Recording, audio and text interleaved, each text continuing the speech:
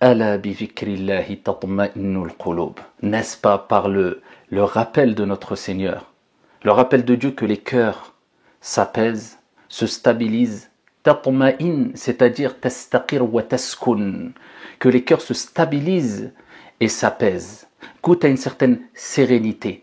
Et on sait très bien que le cœur est quelque part le réceptacle des émotions. Et c'est pour cela que lorsque le cœur se tranquillise, les membres et les réactions et les comportements se tranquillisent et deviennent sereins, agréables pour toutes et tous.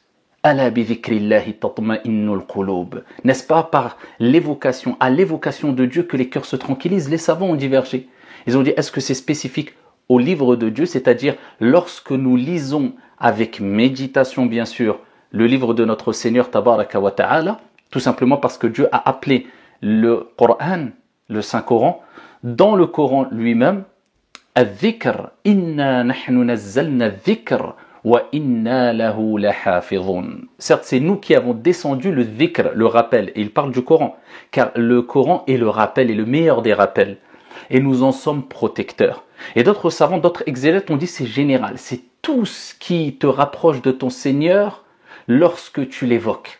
C'est-à-dire dès que tu te rappelles de ton Seigneur, dès que tu médites et cela te pousse à te rappeler de ton Seigneur Tabaraka wa Ta'ala, dès que tu prononces une parole qui te pousse à te rappeler de ton Seigneur, à évoquer ton Seigneur, cela fait partie du dhikr, cela est une des causes de l'apaisement de ton cœur, peu importe les situations difficiles que tu vas rencontrer. Donc on sait que parmi les moyens, et les plus grands des moyens, afin d'apaiser notre cœur, de vivre une vie agréable, douce, sereine, peu importe les épreuves. Bien sûr, nous sommes des êtres humains. Ça ne veut pas dire que nous ressentirons jamais, on ne ressentira jamais de la peur, un peu d'angoisse ou un peu de stress. Non, nous sommes des humains et c'est tout à fait naturel. Mais cela va permettre d'amortir le choc, d'amortir énormément le choc, plus que cela, de transformer le choc, la peur, en un apaisement et une joie et une réussite. Et les preuves en sont nombreuses dans le Coran. Allah subhanahu wa ta'ala, à titre d'exemple, il nous dit, et il nous montre le résultat du dhikr, le fait d'évoquer Dieu, le fait d'implorer son Seigneur lors des épreuves, lors des tempêtes, et même en dehors des épreuves et des tempêtes, comme on va le voir, incha'Allah, c'est-à-dire avoir toujours ta langue humide par l'évocation de Dieu, comme le prophète alayhi salatu wassalam l'a dit, avec l'istighfar, avec le tasbih, avec le tahmid, avec le tahlil, simplement de dire, il est demandé de dire Subhanallah, Alhamdulillah, La ilaha illallah, Allahu Akbar, La hawla wa la quwwata illa billah, Hasbunallahu wa ni'mal wakil.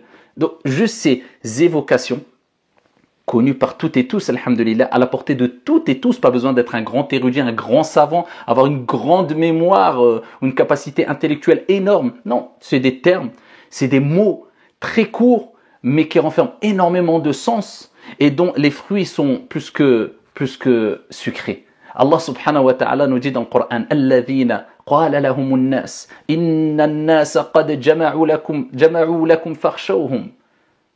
Eh bien, à l'époque du prophète, il y avait le prophète et les compagnons, et ils allaient être attaqués injustement.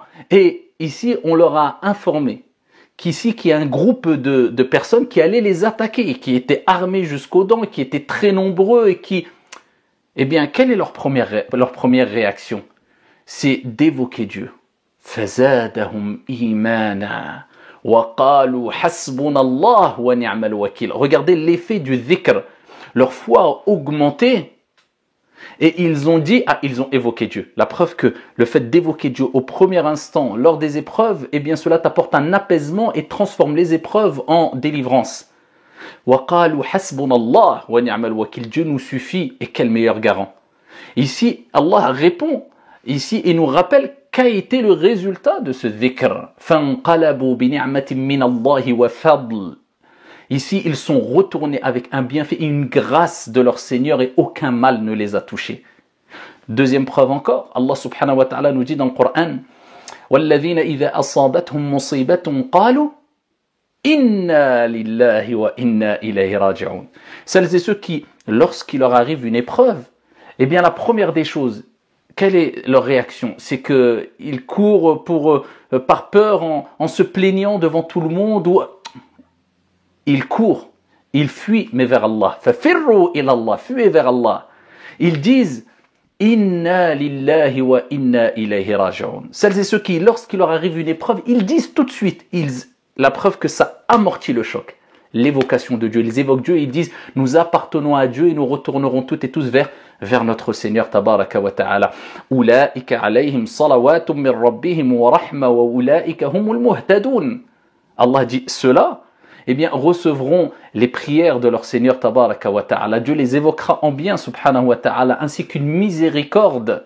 Ulaika alayhim salawatum min rabbihim wa rahma wa ulaika humul muhtadun. Et ceux-là sont les bien guidés.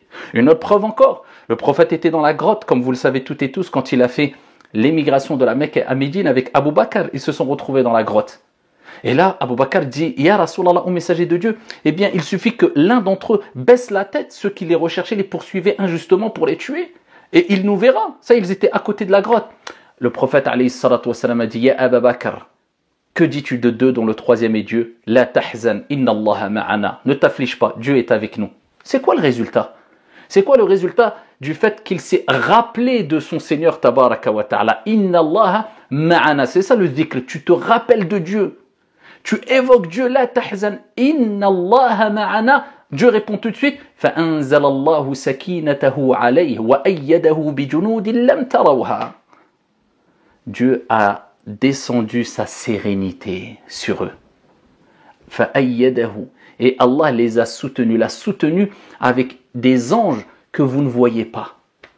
Donc la sérénité descend par le rappel de Dieu. Al-dhikr, multiplier le rappel de Dieu dans n'importe quelle situation, en marchant, en conduisant, quand tu n'as rien à faire, quand tu... Subhanallah, alhamdulillah, la ilaha illallah, Allahu akbar. Et le meilleur des dhikr, c'est la lecture avec méditation du Coran. Inna nahnu nazzalna dhikr wa inna lahu lahafidhun. Et quels sont les mérites immenses, tu ne peux peut-être même pas t'imaginer. Et beaucoup sont négligents quant au dhikr, ce qui est une des plus grandes ibadah, un des plus grands actes d'adoration, car c'est le moyen de purifier son intérieur et on ne pourra améliorer son aspect extérieur, son comportement, ses faits, ses gestes, tant qu'on n'a pas purifié son intérieur. C'est pour cela que le prophète a rappelé que c'est un des plus grands actes d'adoration. Quels sont ces mérites? On le voit tout de suite, Inch'Allah. Les mérites sont nombreux. Mais permettez-moi de me contenter de 2 ou 3 textes qui vous permettront de prendre en considération la valeur du dhikr auprès d'Allah Azza wa Jal, de l'évocation, de l'invocation, du rappel de ton Seigneur Tabaraka wa Ta'ala. Eh bien, sachez que le dhikr, le rappel de Dieu, c'est la nourriture du cœur et de l'âme.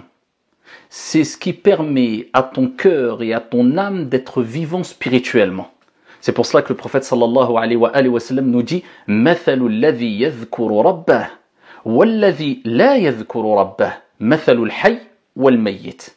Il dit l'exemple de celui qui évoque son Seigneur tabaraka wa ta'ala. Est-ce qu'on fait partie de ces gens vivants spirituellement vraiment ou pas? Mais qui évoque comment? On va le voir par la suite. L'exemple de celui qui évoque son Seigneur et celui qui ne l'évoque pas est tel l'exemple du vivant et du mort. C'est-à-dire que celui qui évoque son Seigneur a un cœur, a une âme vivante spirituellement. Elle ne cesse de se rapprocher de Dieu. Elle ne cesse de s'alimenter par le tasbih, subhanallah, par le tahmid, alhamdulillah, par le tahlil, la ilaha illallah, par le takbir, Allahu akbar, par la lecture du Coran qui est le meilleur des dhikr. Cette âme, elle est vivante. Ce cœur est vivant. C'est ce cœur-là qui sera serein, apaisé, et qui permettra aux membres, à l'esprit, au corps d'être serein, apaisé. Ala bi dhikrillahi tatma'innul qulub. N'est-ce pas avec le rappel de Dieu que les cœurs se tranquillisent? Un homme est venu voir le prophète sallallahu alayhi wa sallam, rapporté par At-Tirmidhi, pour vous rappeler que c'est à la portée de toutes et tous, et que c'est l'essentiel, c'est le plus important. Il dit, ô messager de Dieu, les actes sont devenus énormes. Il y a beaucoup d'actes d'adoration, beaucoup de commandements, beaucoup de choses à faire. Ce n'est pas une plainte de sa part, mais c'est pour, regardez, il voulait venir à l'essentiel. Donne-moi le meilleur moyen. Et il dit, ô messager d'Allah, il y a de plus en plus d'actes à faire, des commandements, etc. Donne-moi une chose, une recommandation à laquelle je m'agripperai. C'est comme s'il disait au messager d'Allah, tu es le meilleur des enseignants, donne-moi la meilleure des choses à faire. Le prophète alayhi salatu wassalam lui dit, tout simplement, regardez la religion, comment elle est facile, elle est simple. Principal, c'est d'être sincère et d'évoquer, invoquer, se rapprocher de Dieu avec un cœur sincère, pur, concentré, avec humilité. Il lui dit que ta langue ne cesse d'être humide par l'évocation de Dieu. Pas par l'évocation des gens. Parce que comme le dit Ibn al-Qayyim, se rappeler de Dieu est une guérison. Se rappeler des gens est une maladie. Ou dis si tu veux, est un poison. Non, par l'évocation de ton Seigneur, tabaraka wa ta'ala. Les gens parlent des gens, eh bien prends la fuite. Et dis subhanallah, astaghfirullah, la ilaha illallah, Allahu akbar. Et plus tu ne cesses d'évoquer ton Seigneur, et plus ton Seigneur ne cessera de t'évoquer en bien et de te préserver, et tu ne cesseras de te rapprocher de ton Seigneur, tabaraka wa ta'ala. Mais par contre, Allah subhanahu wa ta'ala nous dit وَالذَّاكِرِينَ اللَّهَ كَثِيرًا وَالذَّاكِرَاتِ أَعَدَّ اللَّهُ لَهُمْ مَغْفِرَةً وَأَجْرًا عَظِيمًا اللهم اجعلنا منهم. Il n'a pas dit celles et ceux qui évoquent Dieu. La condition, celles et ceux, il précise bien, les hommes et les femmes, ils sont au même niveau quant à la récompense, bien sûr.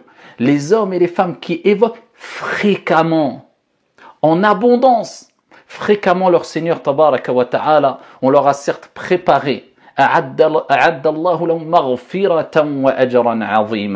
leur a préparé un pardon et une énorme récompense, c'est-à-dire Al-Jannah. Donc, vivez avec le dhikr, après vos prières, avant les prières, lors des épreuves, lors des problèmes, lors de l'angoisse, avant de dormir, en se réveillant. Vivez avec le dhikr, avec le rappel d'Allah, l'évocation et l'invocation. Que Dieu vous préserve. Wassalamu alaikum.